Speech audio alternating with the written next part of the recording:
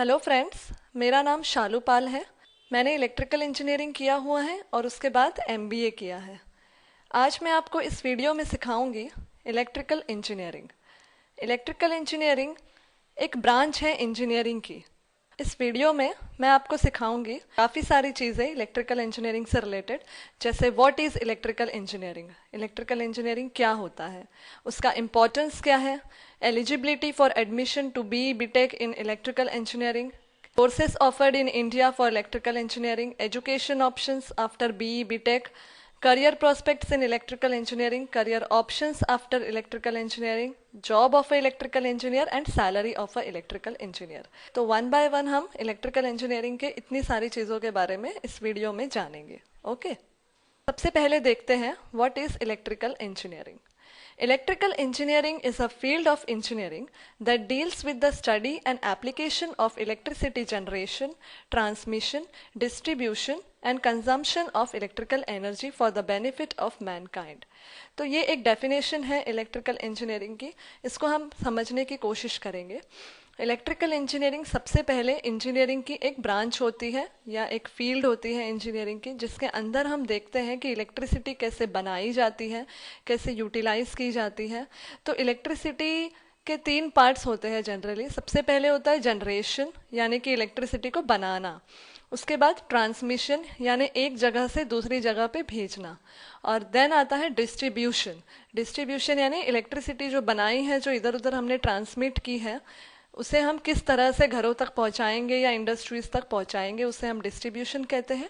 And finally consumption, यानी कि जो इलेक्ट्रिसिटी हमारे घर पे आई है उसे हम कैसे इस्तेमाल करते हैं, यानी किन इलेक्ट्रॉनिक आइटम्स या अदर जो भी इलेक्ट्रॉनिक इक्विपमेंट्स होते हैं उसमें हम कैसे इलेक्ट्रिसिटी का इस्तेमाल करते हैं।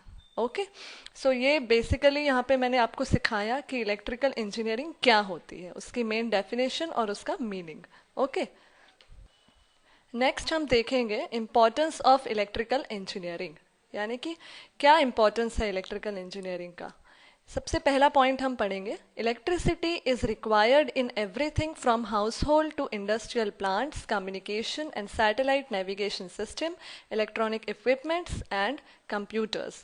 हम जानते हैं कि इलेक्ट्रिसिटी हमें हर चीज़ में रिक्वायरमेंट होती है। जैसे कि हम कंप्यूटर यूज़ कर रहे हैं, उसे भी रन करने के लिए हमें इलेक्ट्रिसिटी चाहिए होती है, या सैटेलाइट नेविगेशन सिस्टम्स होते हैं। कोई भी इलेक्ट्रॉनिक इक्विपमेंट है विदाउट इलेक्ट्रिसिटी के कोई भी नहीं चलता। जो बड़े बड़े इंडस्ट्रियल प्लांट्स हैं उसमें काफ़ी हाई वोल्टेज का इलेक्ट्रिसिटी चाहिए होता है, और घर में भी काफ़ी सारे सामान होते हैं, काफ़ी इलेक्ट्रॉनिक आइटम्स होते हैं जिन्हें हमें इलेक्ट्रिसिटी से रन करना होता है। तो हमारे लिए इलेक्ट्रिसिटी काफ़ी इंपॉर्टेंट है। सेकेंड पॉइंट हम देखेंगे, electrical engineering deals with the problems associated with large scale electrical system such as power transmission and motor control.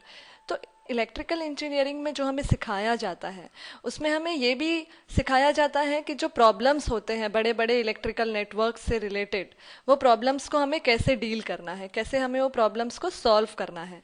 काफ़ी जो बड़े बड़े इलेक्ट्रिकल सिस्टम्स होते हैं जिसमें पावर ट्रांसमिट की जाती है, हाई वोल्टेज, काफ़ी हाई वोल्टेज का इलेक्ट्रिसिटी ट्रांसमिट होता है, या काफ़ी बड़े बड़े मोटर्स को कंट्रोल करना होता है। तो उन सब चीज़ों से रिलेटेड जो भी प्रॉब्लम्स होते हैं, इलेक्ट्रिकल इंजीनियरिंग की पढ़ाई हमें ये सिखाती है कि किस तरह से हम इतने बड़े बड़े इलेक्ट्रिकल सिस्टम्स हैंडल कर सकते हैं, जो उनके प्रॉब्लम्स आते हैं उसे सॉल्व कर सकते हैं। नेक्स्ट पॉइंट हम देखेंगे, electrical engineering equips you with the knowledge of transmission and generation of electrical power, electrical circuit design, electronics, instrumentation, control system, understanding electrical and electronic networks। यानी इलेक्ट्रिकल इंजीनियरिंग में हमें काफ़ी सारी चीज़ों की नॉलेज दी जाती है, जैसे इलेक्ट्रिसिटी हमने कैसे बनानी है, कैसे ट्रांसमिट करनी है। उसके बाद भी उसके जो डिज़ाइंस होते हैं, इलेक्ट्रिकल बड़े बड़े जो सर्किट्स होते हैं, इलेक्ट्रिकल सर्किट्स, उसका डिज़ाइनिंग कैसे करना है, जो काफ़ी सारे इलेक्ट्रॉनिक्स इंस्ट्रूमेंट्स कैसे उसमें अटैच करने हैं, कैसे उनका यूज़ करना है, फिर पूरे सिस्टम्स को किस तरह से कंट्रोल किया जा सकता है। इस तरह के जो बड़े बड़े इलेक्ट्रिकल नेटवर्क्स हैं उन सब की हमें इलेक्ट्रिकल इंजीनियरिंग में एक नॉलेज दी जाती है, किस तरह से हम पूरा इलेक्ट्रिकल नेटवर्क एक तरीके से बना सकते हैं। ओके, नेक्स्ट हम देखेंगे कि क्या एलिजिबिलिटी होती है बी बीटेक में एडमिशन लेने के लिए। जो इलेक्ट्रिकल इंजीनियरिंग का ग्रेजुएशन डिग्री होता है उसमें एडमिशन लेने के लिए हमारे पास क्या क्या एजुकेशन पहले से होनी चाहिए। तो सबसे पहला पॉइंट हम देखेंगे, the major criteria of the electrical engineering eligibility to most engineering courses in India requires passing 10+2 examination with at least 50% aggregate. यानी जो सबसे पहला क्राइटेरिया कि हमने 12th पास होना चाहिए, 10+2 यानी 12th होता है। तो अगर हम चाहते हैं इलेक्ट्रिकल इंजीनियरिंग के ग्रेजुएशन की डिग्री में एडमिशन लेना, तो हमें सबसे पहला क्राइटेरिया है कि हमारा 12th पास होना चाहिए और हमें उसमें कम से कम 50% हमारा स्कोर होना चाहिए, जो कि मिनिमम स्कोर है, जो कि मिनिमम रिक्वायरमेंट है, जो पहला क्राइटेरिया है उसमें। तो पहला पॉइंट हमारी समझ में आ चुका है कि हमें 12th पास होना चाहिए, ओके, उसमें कम से कम 50% के साथ। सेकेंड पॉइंट है, student should be from the science stream with physics, chemistry and maths in their subject. तो हमारे इंटर में यानी 11th और 12th में हम जो सब्जेक्ट सिलेक्ट करते हैं उसमें ये 3 सब्जेक्ट्स का होना बहुत ज़रूरी है, फिजिक्स, केमिस्ट्री एंड मैथ्स। ये 3 सब्जेक्ट्स हैं तो ही हम एलिजिबल हैं इंजीनियरिंग के ग्रेजुएशन डिग्री कोर्स में एडमिशन लेने के लिए। थर्ड पॉइंट हम देखेंगे, student should appear for the entrance examinations like AIEEE, IIT JEE, SEEE etc. as their valid score will decide their admission to reputed engineering college in India at state and national level। हम जानते हैं आजकल engineering में admission entrance के through the जाती है, तो काफ़ी सारे एंट्रेंस एग्जामिनेशंस गवर्नमेंट कंडक्ट करती है। स्टेट लेवल पे भी कुछ होते हैं और नेशनल लेवल पे भी होते हैं। अगर हमें IITs में एडमिशन के लिए अप्लाई करना है तो हमें IIT JEE अपीयर करना होगा, उसमें अच्छा परसेंटाइल लाना होगा, या ऑल इंडिया के जो बेस्ट इंजीनियरिंग कॉलेजेस है उसमें हमें अप्लाई करना है, NITs एंड अदर कॉलेजेस, तो AIEEE का अच्छा स्कोर लाना होगा, और SEEE जैसे स्टेट का एंट्रेंस एग्जाम होता है। तो इस तरीके के कुछ एंट्रेंस एग्जाम होते हैं गवर्नमेंट के थ्रू कंडक्ट, तो हमें उस एग्जाम्स को क्लियर करना काफ़ी ज़रूरी है, उसमें अच्छा स्कोर लाना बहुत ज़रूरी है ताकि हमें अच्छे इंजीनियरिंग कॉलेज में एडमिशन मिले। तो यहाँ हमने तीनों ही क्राइटेरिया देख लिए। ये तीनों ही क्राइटेरिया बहुत ज़रूरी है अगर हम चाहते हैं इंजीनियरिंग की ग्रेजुएशन डिग्री में एडमिशन लेने के लिए। ये तीनों क्राइटेरिया हमें फुलफिल करने पड़ेंगे, ओके। सो नेक्स्ट हम देखेंगे कि क्या क्या कोर्सेज ऑफर्ड होते हैं इंडिया में फॉर इलेक्ट्रिकल इंजीनियरिंग। सो काफ़ी सारे कोर्सेज हैं, जैसे कि अगर हमने 10th पास किया है तो उसके बाद हम डिप्लोमा में एडमिशन ले सकते हैं इलेक्ट्रिकल इंजीनियरिंग के, या आफ्टर 12th डायरेक्टली हम BE BTech में एडमिशन ले सकते हैं जो कि ग्रेजुएशन डिग्री है, या आफ्टर डिप्लोमा भी हम जा सकते हैं, हमें डायरेक्टली सेकेंड ईयर में एडमिशन मिल जाएगा BE BTech के, या फिर we can go for post graduation ME MTech in electrical engineering, या उसके बाद हम फर्दर एजुकेशन में PhD भी कर सकते हैं इलेक्ट्रिकल इंजीनियरिंग में। तो इतने सारे कोर्सेज हमारे इंडिया में अवेलेबल है, under graduate, graduate and post graduate and after post graduate doctoral courses also. तो हमने देखा इसमें कि काफ़ी सारे कोर्सेज इंडिया में अवेलेबल है इलेक्ट्रिकल इंजीनियरिंग के, diploma, BE BTech, ME MTech and PhD, okay. Next हम देखेंगे education options after BE BTech in electrical engineering. यानी इलेक्ट्रिकल इंजीनियरिंग का BE BTech जो ग्रेजुएशन डिग्री कोर्स है, उसके बाद हम आगे और क्या एजुकेशन ले सकते हैं, क्या क्या ऑप्शंस हमारे पास है। तो जैसा कि मैंने पहले भी बताया कि पोस्ट ग्रेजुएशन कर सकते हैं, ME MTech कर सकते हैं, उसके लिए हमें एक एंट्रेंस एग्ज़ाम होता है गेट, उससे क्वालिफाई करना होगा, उसमें अच्छा स्कोर लाना होगा ताकि अच्छे कॉलेज में एडमिशन मिले। या फिर हम MBA भी कर सकते हैं, MBAs के भी काफ़ी एंट्रेंस एग्ज़ाम होते हैं अच्छे अच्छे इंस्टीट्यूट में एडमिशन लेने के लिए, जैसे CAT का अच्छा स्कोर आपका आता है तो you can go for IIMs, या मैट का अच्छा स्कोर आता है तो काफ़ी प्राइवेट इंस्टीट्यूट्स हैं MBA के लिए, अच्छे रिप्यूटेड इंस्टीट्यूट्स है जिसमें हमें एडमिशन मिल सकता है। सो MBA भी एक ऑप्शन है।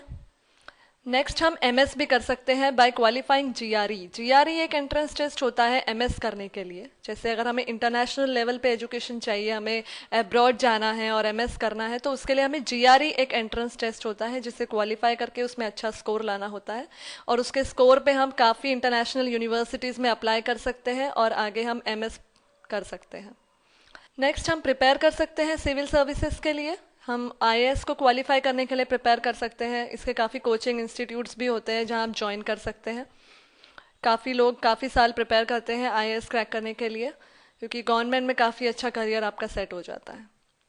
या फिर आप IES जो इंडियन इंजीनियरिंग सर्विसेज है उसके लिए भी आप प्रिपेयर कर सकते हैं। तो इतने सारे एजुकेशन ऑप्शंस हमारे पास होते हैं ग्रेजुएशन डिग्री करने के बाद, ओके। नेक्स्ट हम देखेंगे career prospects of electrical engineering. तो इलेक्ट्रिकल इंजीनियरिंग कोर्स करने के बाद या उसमें ग्रेजुएशन डिग्री करने के बाद क्या हमारा करियर हो सकता है, वो मैं आपको इसमें बताऊंगी। जैसे काफ़ी government firms like BHEL, ONGC, SAIL, NTPC और काफ़ी सारी गवर्नमेंट ऑर्गेनाइजेशंस में हम जॉब कर सकते हैं। नेक्स्ट है electricity boards like MSCB, JSCB, UPSCB। काफ़ी इलेक्ट्रिसिटी बोर्ड्स है हमारे इंडिया में, ऑलमोस्ट हर स्टेट का एक इलेक्ट्रिसिटी बोर्ड है, उसमें भी गवर्नमेंट जॉब आपको मिल सकती है।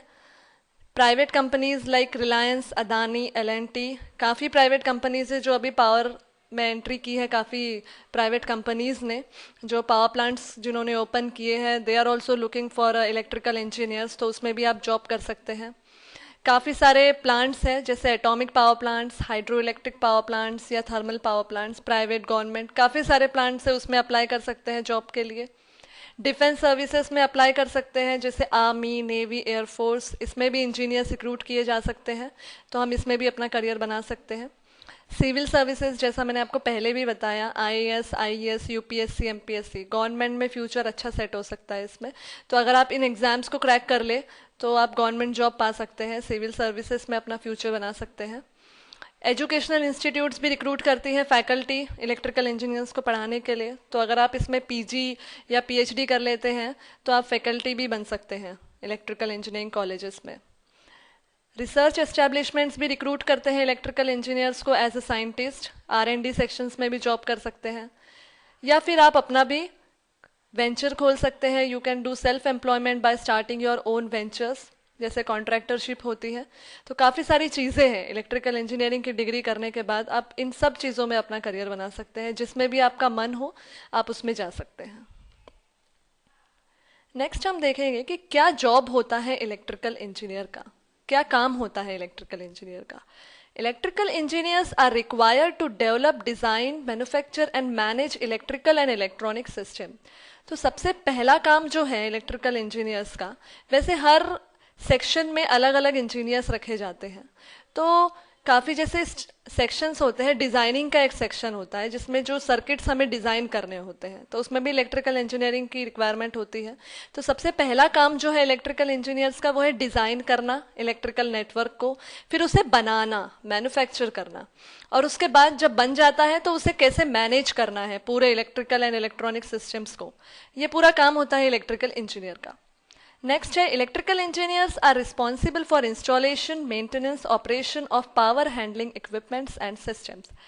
सो हमने जो नेटवर्क बनाया है उसको किस तरीके से इंस्टॉल करना है, उसका मेंटेनेंस कैसे करना है और फिर उसे ऑपरेट कैसे करवाना है।